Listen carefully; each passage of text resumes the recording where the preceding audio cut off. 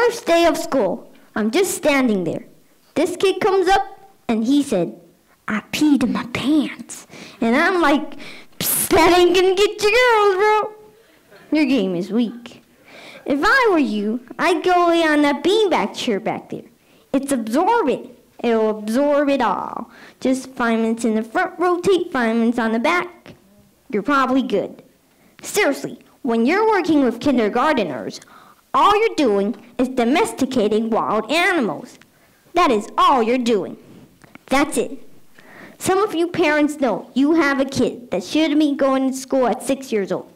They weren't housebroken yet. You know that. You know which one you are.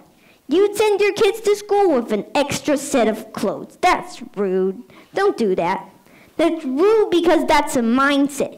You look at your kids and you're like, there's no way this kid goes 6 hours with the same pants. That is not going to happen. And that's never happened so far. And there's also no way I'm going over there to change those pants. That's not going to happen either. So then I get reminded that I had to go change this kid's pants. I never changed a kid's pants before. When I walked in the bathroom, I'm like, don't tell anybody about this. You stare at that wall, I stare at this wall. We don't make any eye contact. That's what we're doing right now.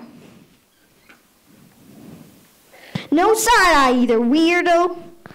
So then I'm like, grab the side of his sweats and like pulling them down. And as soon as they get like mid-thigh level, this monster throws his hands above his head, starts leaning into it like, there we go, yes, swing it. What are you doing, Magic Mike? Are you kidding me right now?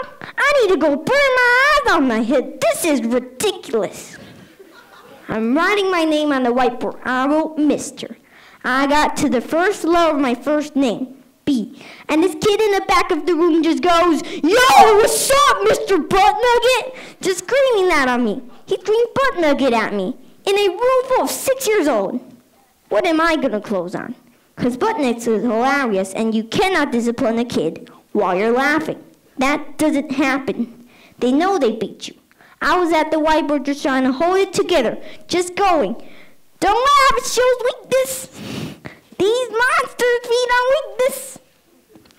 I was like, oh, okay, all right, okay.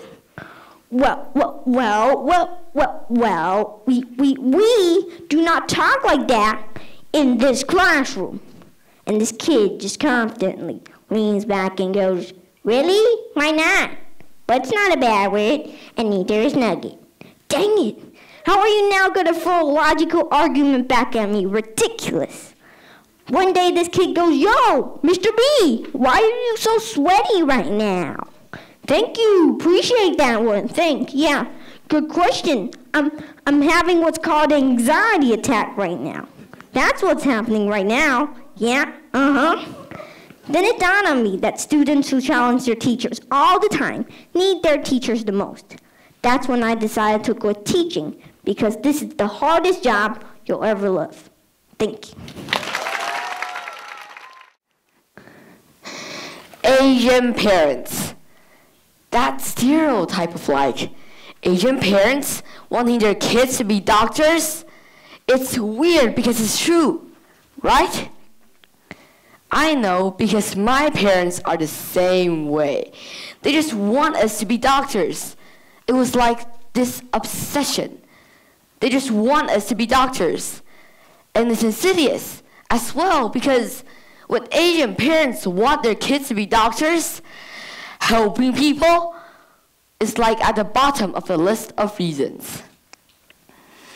Oh, if it even makes the list of reasons to go into medicine, helping people is like the unfortunate byproduct of becoming a healthcare professional. It's like when they first see that, they can't even believe it. You gotta help people? Well, whatever. Get it out of the way. But don't let it get into the way of what this is really about.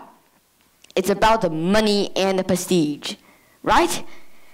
And it's also weird because Asian parents are always the last group of people you can ever convince to see a doctor. They will never see a doctor. They spend their whole lives obsessing over it. Nothing can make my mom see a doctor. There is nothing. My mom could have an arrow going right through her, and she's trying to pull it out. And you're like, yo, mom, go, let's go see a doctor. And my mom will be like, no, they just want to take people's money. And you're like, then why do you want your kids to be doctors so badly?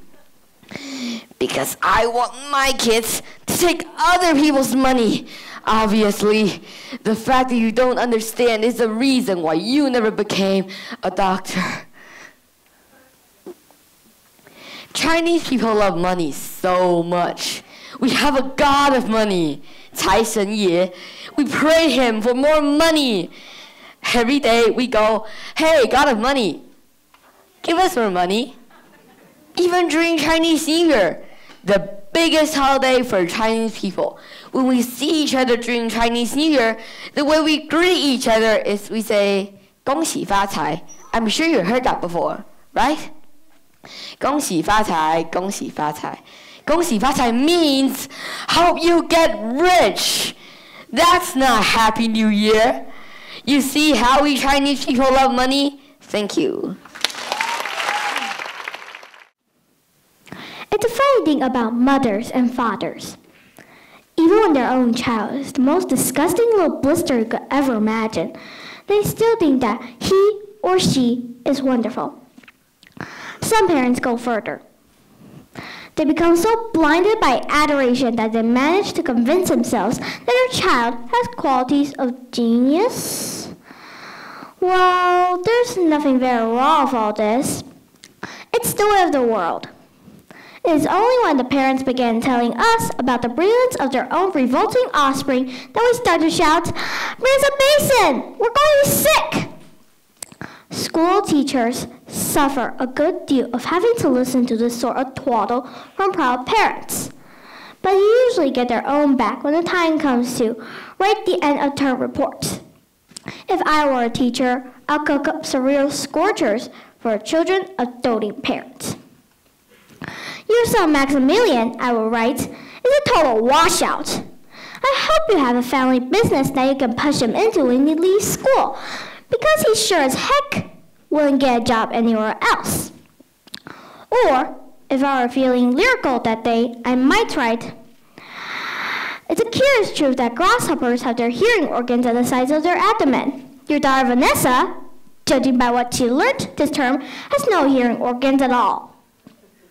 I might even delve deeper into natural history and say, the periodical cicada spent 6 years as grub underground, and no more than 6 days as a free creature of sunlight and air.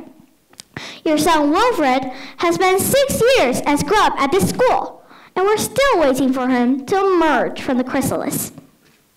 A particularly poisonous little girl might sting me into saying, Fiona has the same glacial beauty as an iceberg.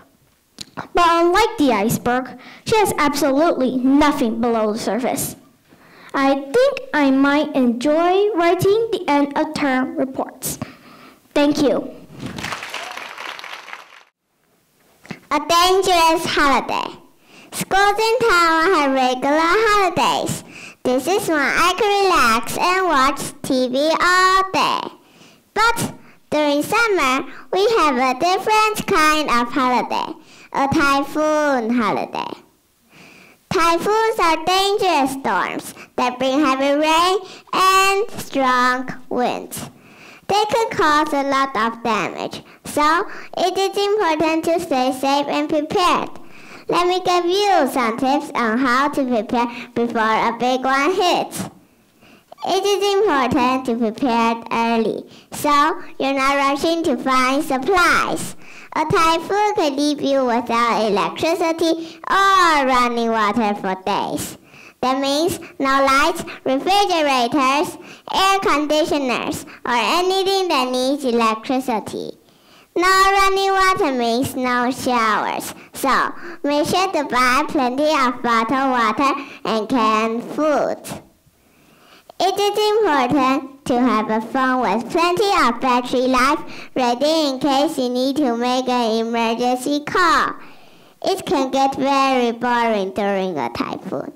Have some board games ready to play with your family, or you could use the time to review your classwork. Most importantly, when the typhoons arrive, there is no going outside. That means no trips to the 7-Eleven. Branches can break off trees, and power lines could fall, and street signs could be flying in the air. Strong winds can make all kinds of things fly through the air. You can use these same tips when preparing for any kind of disaster, not just for typhoons. Stay safe and be prepared. Thank you.